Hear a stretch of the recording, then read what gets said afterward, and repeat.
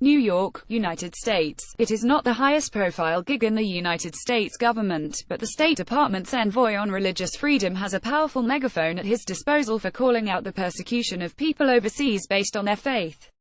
Since President Donald Trump named Sam Brownback, a devout Catholic, for the job, Christian conservatives have celebrated, while Muslim and civil rights activists bemoaned a West Wing that seems to champion one faith over others. To his critics, the would-be ambassador at large for international religious freedom has a track record of pushing a Christian agenda in Kansas politics, rejecting Syrian refugees and throwing his weight behind an anti-Sharia law. Only under the Trump administration would someone so opposed to the constitutional rights of an American faith community be appointed to safeguarding international religious freedom, said Robert McCaw, from the Council on American-Islamic Relations a watchdog. Brownback's fans, however, praise a passionate politician who has helped ill-treated foreign Christians, and whose selection marks a rebalancing of scales that were tipped against the majority U.S. faith until last year's election.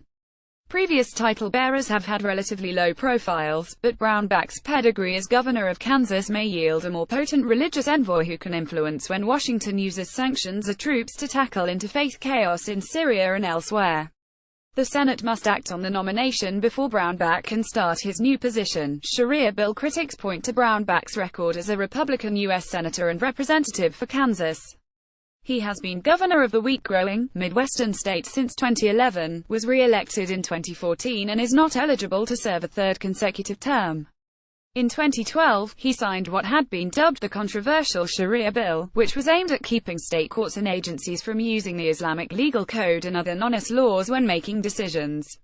While the Kansas bill does not mention Sharia, critics said that word was removed to stave off legal challenges and that the law served to single out Muslims for ridicule while doing nothing to reinforce the primacy of American laws on U.S. soil. He couldn't wait to sign it.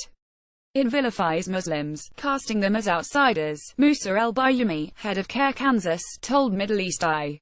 He advocates for a small minority even within Christianity, the ultra-conservative Christians, and no one else. He couldn't wait to sign it.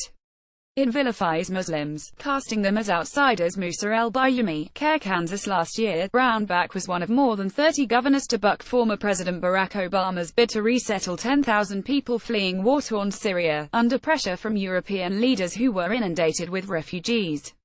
The married father of five said Washington had not provided adequate assurances that refugees were being properly screened, although governors did not have the power to pull out of the federally run program.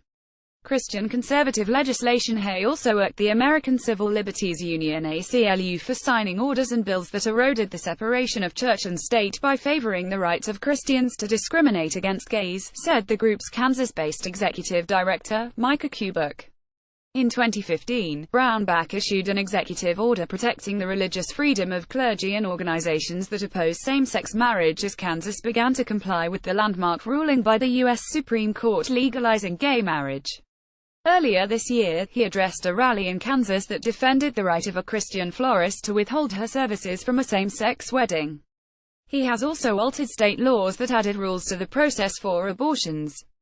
Brownback has been one of the nation's leading proponents of the notion that people, businesses, and even governments should be able to discriminate against others because of their own religious beliefs, added Kubik. Brownback rejects allegations of prioritizing Christians and said he would be honored to serve in a position that was created by the International Religious Freedom Act of 1998, of which he was one of the key sponsors. Religious freedom is the first freedom, the 60-year-old former college lecturer in agricultural law said in a tweet at the time of his nomination this month. The choice of what you do with your own soul. Though Brownback riles liberals, Kansas is bedrock conservative and voted overwhelmingly for Trump in last year's election. His unpopularity in the Sunflower State likely has more to do with the revenue crisis caused by the deep income tax cuts he championed. According to Morning Consult, a polling group, Brownback was America's least popular governor until he was knocked off the perch in April by Chris Christie, the New Jersey governor who has two damaging scandals, Bridgegate and Beachgate, under his belt. Effective ambassador. Weak polling has not deterred Mark Tully, author of Methodism and Politics in the 20th Century, who told me that Brownback's passion for aiding the persecuted would make him among the most effective ambassadors for religious liberty these past 20 years. Faith McDonnell, from the Institute on Religion and Democracy, a think tank, said his nomination marked a correction to Obama's presidency under which Christians were put at the bottom of the barrel. She told me, Trump has prioritized religious freedom and signed an executive order in May to loosen rules on churches and faith groups expressing political opinions. Vice President Mike Pence spoke at a summit for pledging support for persecuted Christians the same month. This administration has signaled that they're taking Christian persecution and religious persecution seriously. Faith McDonnell, Institute on Religion and Democracy. This administration has signaled that they're taking Christian persecution and religious persecution seriously, said McDonnell, meaning Brownback could have more ability to impact policy and not just to be a moral conscience in the administration. Religious envoys are tasked with promoting religious freedom globally, via an annual report that keeps tabs on 195 states and by identifying countries of particular concern that may face sanctions or further actions. For McDonnell, this would mean ensuring Christians, Yazidis and others who have suffered in the Islamic State as group's rapidly shrinking caliphate in Syria and Iraq have as much right to religious freedom and not having their heads sawed off as members of other religions. This is what worries El-Bayoumi. The U.S. has historically been keener to help the outgunned Christian secessionists of East Timor and South Sudan than Muslim minority insurgents, such as those fighting in the Philippines, he said. A feisty envoy could impact an already loaded foreign policy. We are not dealing with the same issues worldwide with the same even hand, El-Bayoumi told me.